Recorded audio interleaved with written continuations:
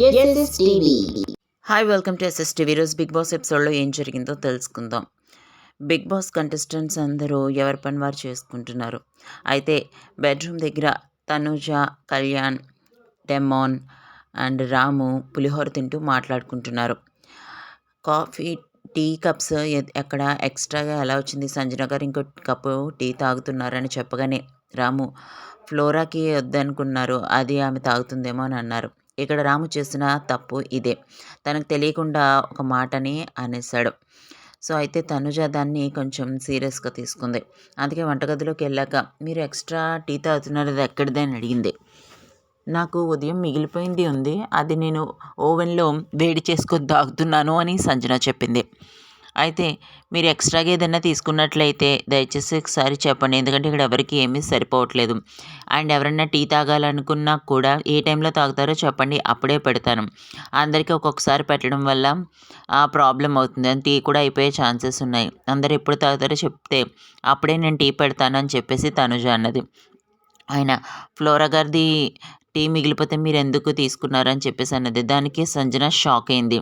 Flora tea ఏంటి అని, తందా లేదా నేనెందుకు చూసుకుంటానంటే, తను తినట్లేదు, అది నాకు ఇచ్చేయమని అడిగారంట కదా అని చెప్పేసి అంటుండగా రాము వచ్చి అప్పటికి మధ్యలో మాట్లాడుతున్నాడు. ఆవిడ అలా అనలేదు, ఫ్లోరా లేదు అన్నది. అంటే వెంటనే ఫ్లోరా షైన్ విషయం అసలు నేను ఎత్తేనా రాము అని చెప్పేసి సంజన అరవడం స్టార్ట్ చేసింది.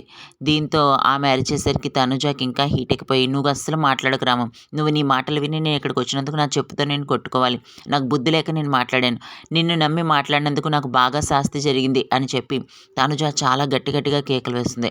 దీంతో బయట ఉన్న సుమన్ శెట్టి, హరిత హరీష్, భరణి వీళ్ళందరూ కూడా షాక్ అయ్యారు, లోపలికి వచ్చి చూశారు.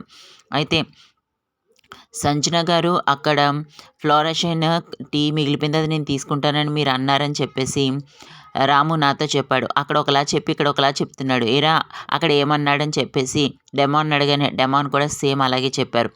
దీంతో రాముకు ఒకసారి మబ్బిడిగిపోయింది, ఏం మాట్లాడాలో తెలియలేదు.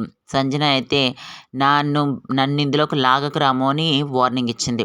తనుజ గట్టిగా అరిచేసరికి రాము కూడా చాలా ఫీల్ అయ్యాడు. దీంతో ఇమాన్యుయల్, రాము నీకు ఫుడ్ విషయంలో సంబంధం లేదు కదా, నువ్వెందుకు కలగ చేసుకుంటున్నావు, నీకు సంబంధం లేదు, నువ్వు ఎప్పుడు ఎవరిని అడక్కో కలగ చేసుకోకని అన్నాడు. ఇమాన్యుయల్ తన పని తనకి చెప్పి తను సరిగ్గా చేయలేదని తన మీద అరవడం ఎంతవరకు కరెక్ట్ అని భరణి దగ్గర ఉంది.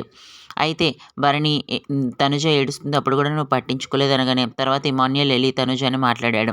లేదు ఇంట్లో మీరు ఒక్కరే అనుకున్నాను, నువ్వు కూడా నన్ను వేరుగా చూస్తున్నావు అని తనుజ అడవడం స్టార్ట్ చేసింది. అలా కదమ్మా, నీ పనిని తనకు అప్పగించావు, తను సరిగ్గా చేయలేదంటే ఏదోలా చెప్పు, తను మన ఫ్రెండే కదా, ఎందుకు అంతమంది ముందు నువ్వు అలా అరవడం కరెక్ట్ కాదు అని చెప్పేసి అన్నాడు.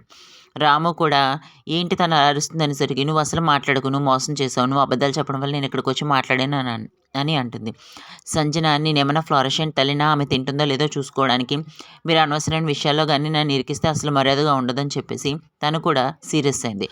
రోజు వంటగది దగ్గర, ఫుడ్ దగ్గర బిగ్ బాస్లో మాత్రం ఖచ్చితంగా గొడవ అవుతూనే ఉంటుంది. ఎందుకో తెలియదు కానీ కంపల్సరీ ఎవరొకరు కొట్టుకుంటూనే ఉంటారు. మొన్నంతా హరిత హరీష్ అయితే, ఇప్పుడు సంజన. హరిత హరీష్ వల్ల ఇరిటేట్ అవుతున్న తనుజకి ఇప్పుడు సంజన కూడా ఇలా మాట్లాడేసరికి అస్సలు తీసుకోలేకపోయింది.